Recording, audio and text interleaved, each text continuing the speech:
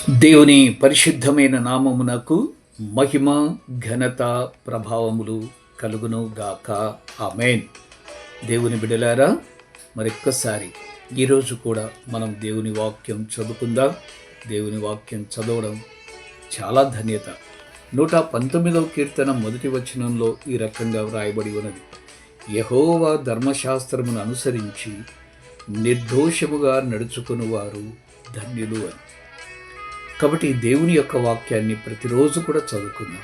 అవసరమైనది ఒక్కటే, దేవుణ్ణి ప్రార్థించడం, దేవుని యొక్క వాక్యం వినడం. ఈరోజు కూడా మనం 3 అధ్యాయాలు చదువుకుందాం. సంఖ్యాకాండం 16వ అధ్యాయం నుండి 18వ అధ్యాయం వరకు మనం చదువుకుందాం. 16వ అధ్యాయం సారాంశం: కోరహు అతని సంబంధులు తిరుగుబాటు చేయడం, వారికి రావాల్సినటువంటి శిక్ష, మళ్ళీ మళ్ళీ ఇశ్రాయేలీయులు సనగడం, మళ్ళీ మోషే విజ్ఞాపన చేయడం. 17వ అధ్యాయం సారాంశము: అహరోను కర్ర చిగురించడం. 18వ అధ్యాయం సారాంశము: లేవీయుల యాజకుల బాధ్యతలు, అపవిత్రతను శుద్ధి చేసే నీళ్లు.